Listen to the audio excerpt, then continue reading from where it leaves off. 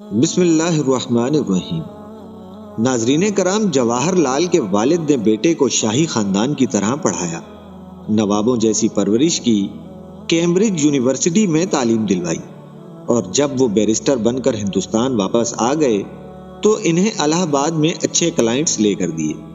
لیکن جواہر لال نہرو کمیونسٹ ذہنیت کے مالک تھے۔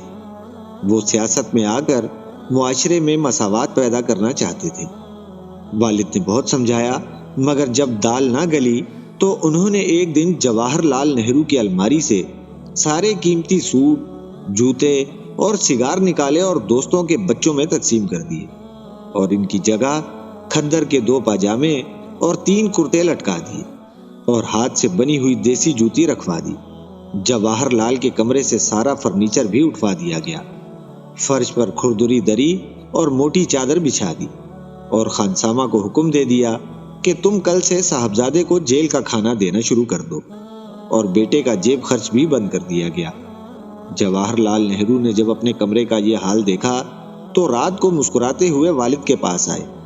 بڑے نہرو صاحب اس وقت اسٹڈی میں ٹالسٹائی کا ناول وار اینڈ پیس پڑھ رہے تھے۔ بیٹے نے پوچھا، آپ مجھ سے خفا ہیں؟ موتی لال نے کتاب سے نظریں اٹھائیں اور نرم آواز میں جواب دیا، میں تم سے ناراض ہونے والا دنیا کا آخری شخص ہوں گا۔ چھوٹے نہرو نے پوچھا، پھر آپ نے اتنا بڑا آپریشن کیوں کر دیا؟ والد نے بیٹے سے کہا، صاحبزادے، تم نے جو راستہ چنا ہے اس میں جیل، بھوک اور خواری کے سوا کچھ نہیں۔ میں چاہتا ہوں تم آج ہی سے ان تمام چیزوں کی عادت ڈال لو جو اس راستے میں تمہیں پیش آنے والی ہیں۔ دوسرا یہ کہ غریب کے پاس اعتبار کے سوا کچھ نہیں ہوتا، لہٰذا یہ انتہائی سوچ سمجھ کر دوسروں پر اعتبار کرتے ہیں۔ تم اگر عام آدمی کی بات کرنا چاہتے ہو تو پھر تمہیں خود بھی عام آدمی ہونا چاہیے۔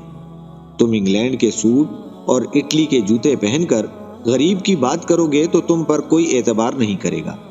میں نہیں چاہتا دنیا میرے بیٹے کو منافق کہے، چنانچہ تم آج سے وہ کپڑے پہنو گے جو غریب پہنتا ہے، اور تم اتنے پیسے ہی خرچ کرو گے جتنے غریب کی جیب میں ہوتے ہیں۔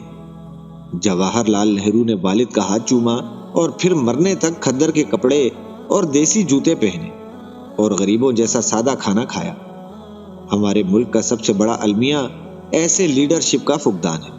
پاکستان میں لیڈروں کا تعلق عموماً ایسے گھرانوں سے ہے جو ملکی خزانے لوٹنے کے بعد یا زکوٰۃ خیرات کے پیسوں پر عیاشی کرتے ہیں۔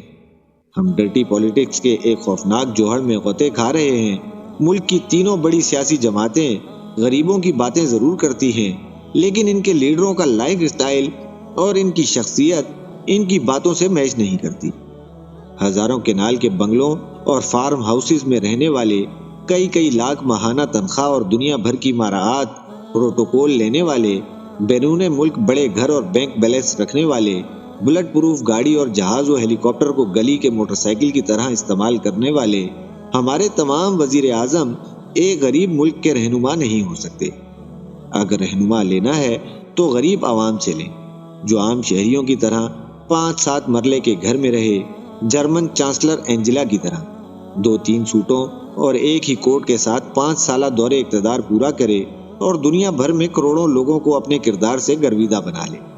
ایرانی صدر احمدی نژاد کی طرح 2 دفعہ صدر رہنے کے بعد تہران کی ایک یونیورسٹی میں لیکچرار کی نوکری کرے۔